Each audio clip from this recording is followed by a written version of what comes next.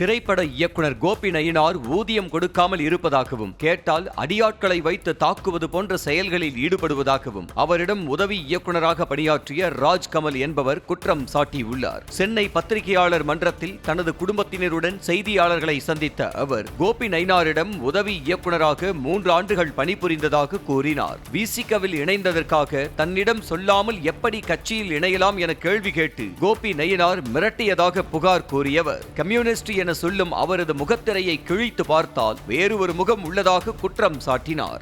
2018 கோபி நயினார் கிட்ட உதவி இயக்குனராக ஜாயின் பண்ணிட்டேன். அவர் அறம் படம் பண்ணிட்டு 2வது கருப்பர் நகரம்ன்ற ஒரு ப்ராஜெக்டில் ஜெய் ஐஸ்வர்யா ராஜேஷ் நடிக்கிற திரைப்படத்தில் உதவி இயக்குனராக நான் பணிபுரிஞ்சேன். கிட்டத்தட்ட ஒரு 3 ஆண்டுகள் அந்த படம் படப்பிடிப்பு தள்ளி தள்ளி போயிட்டே இருந்தது. ஷூட்டிங் போகும் தள்ளி வச்சிருவாரு, ஷூட்டிங் போகும் தள்ளி வச்சிருவாரு. ஸோ இது போய்கிட்டே இருந்தது.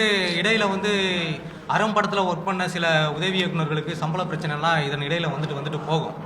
அப்போ எனக்கும் சம்பளம் தொடர்ச்சியாக தரல, என் கூட சேர்ந்து வேலை செஞ்சுக்கிட்டு இருந்தால் 4 பேருக்குமே சம்பளம் தரல. இப்போது சம்பளம் பிரச்சனைன்றது இந்த 3 ஆண்டுகளாகவே தொடர்ச்சியாக இருக்கும். அப்போ அடிக்கடிக்கு ஒரு ஆசை வார்த்தைகளை காட்டுவார், போலியான வார்த்தைகளை. இருப்பா நான் உங்கள் கல்யாணத்துக்கு ஏதாவது செய்கிறேன், பெருசாக செய்கிறேன், அப்படி இல்லைன்னா இந்த படத்தில் ஒரு கேரக்டர் எடுத்து நடி அப்படின்னு சொல்லி எல்லாருக்குமே ஒரு போலியான ஆசை வார்த்தைகளை காட்டுவார். தொடர்ச்சியாக இந்த மாதிரி ஏமாற்றப்பட்டுக்கிட்டே வந்தோம். இதன் இடையில் என்னுடைய கல்யாணம் பெரியார் திடலில் திராவிட தோழர்கள் தலைமையிலையும் கம்யூனிஸ்ட் தோழர்கள் தலைமையிலையும் நடந்துச்சு. 2020 பெரியாருடைய பிறந்த நாள் அன்னைக்கு நடந்துச்சு. சாதி மறுத்து தான் திருமணம் பண்ணோம். அந்த திருமணத்தை தலைமை தாங்கி நடத்துகிறேன், நான் பார்த்துக்கிறேன், எல்லா செலவையும் நான் பார்த்துக்கிறேன்னு சொல்லிட்டு கோபி நயினார் அந்த திருமணத்துக்கே வரலை. அதுக்கப்புறம் குடும்பம் எல்லாம் வெக்ஸ் ஆகி சம்பளமும் தரல, கல்யாணத்துக்கு நான் பார்த்துக்கிறேன்னு சொல்லிட்டு கல்யாணத்துலேயுமே கை கழுவி விட்டுட்டாரு.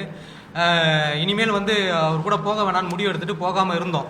அதுக்கப்புறம் நான் விடுதலை சிறுத்தை கட்சியில் சேர்றேன் 2021. அன்னைக்கு அவர் தான் அந்த கட்சியுடைய மாவட்ட செயலாளராக இருக்கார் கோபி நயினார் என்பவர். அவர்கிட்ட நாங்கள் எங்கள் பழவேற்காடு பகுதியை சேர்ந்த இளைஞர்கள்லாம் போய் சந்தித்து பேசுகிறோம். கட்சியை பற்றியும் அந்த தலைவரை பற்றியும் ரொம்ப தரைக்குறவாக அசிங்கமாக எங்ககிட்ட பேசுகிறார்.